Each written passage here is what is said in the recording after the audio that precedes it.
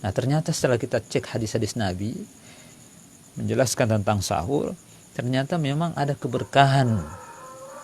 Jadi Nabi memerintahkan. Kalau tadi itu masih dalam cerita saja, tetapi ada hadis Nabi yang memerintahkan menggunakan kata kerja perintah, ya, kata kerja amr. Rasulullah bersabda, tasahharu, ya, sahurlah kalian. Fa inna fis sahuri barakah, karena sesungguhnya dalam sahur itu ada keberkahan. Nah, ada perintah, teman-teman sekalian. Kalau perintah ya kita pahami bisa saja berarti wajib kan. Nah, kalau enggak minimal ada perintah sunnah, ya, lakukan sahur. Kenapa? Karena sahur itu ada berkah, ya. Dalam sahur itu ada keberkahan. Apa maksudnya ada keberkahan? Para ulama menjelaskan apa yang dimaksud dengan sahur berkah, ya. Kalau saya baca dalam beberapa buku fikih, misalnya Al-Mawsu' Al-Fiqhiyah, ya, beliau menjelaskan bahwa keberkahan sahur itu ada beberapa hal. Yang pertama adalah ittiba'us sunnah. Ya jelas karena kita mengikuti sunnah, ada pahala di situ, ada nilai pahala yang kita dapatkan. Yang kedua, mukhalafatu ahlil kitab. Keberkahan lainnya adalah kita menyelisih ahlil kitab, seperti yang saya bacakan hadisnya tadi, ya. Yang ketiga, at-taqawwi 'alal ibadah. Keberkahannya adalah membuat kita kuat beribadah, membuat kita kemudian semangat beribadah. Nah, karena kita habis makan, ada nutrisi tambahan, ada ada bekal kita untuk kuat di siang hari untuk ibadah. Beda dengan orang yang tidak makan sahur. Kemudian az-ziyadatu fin nasyat, membuat kita tambah semangat, ya. Jadi ada tradisi bangun untuk menghadapi puasa, jadi semangat.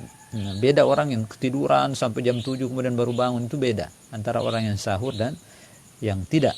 Nah, kemudian mudafa'atu su'il khuluqi minal ju'. Nah, itu bisa menghindarkan kita dari akhlak-akhlak yang tidak baik disebabkan karena lapar. Nah, ngantuk terus, tidur terus, malas bergerak. Kenapa? Karena lapar.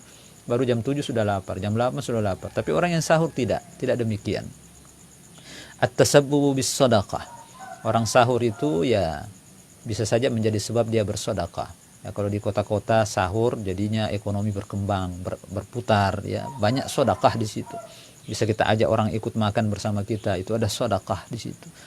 At-tasabbubu bizikri wad du'a. Dengan sahur juga menjadi sebab kita berzikir kepada Allah dan berdoa. Kita tahu bahwa sahur itu adalah waktu paling baik untuk melakukan ibadah malam, ya kan?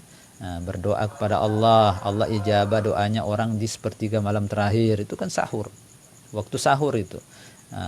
Sholat yang paling afdal di akhir-akhir itu, ini waktu ijabatul doa.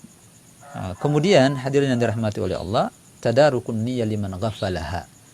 Jadi dengan sahur kita ingat kembali, oh iya kita akan puasa. Jadi ada secara tidak langsung kita memperbaharui niat, memperbarui semangat. Apalagi pernah kita bacakan hadisnya, la siyama liman lam yubayyitin niyyah, lam yubayyitis siyama minal lail. Tidak ada puasa bagi orang yang tidak berniat dari malam hari. Para ulama mengatakan lebih baik setiap malam ada sampaikan kepada Allah bahwa kita ingin berpuasa. Nah, itu bagus kalau kita sahur. Nah, kita teringat terus itu. Nah, ini hadirin yang dirahmati Allah, ini pemaknaan daripada berkah, ya. Jadi dengan sahur kita mendapatkan keberkahan. Alhamdulillah, ya. Alhamdulillahirabbil alamin.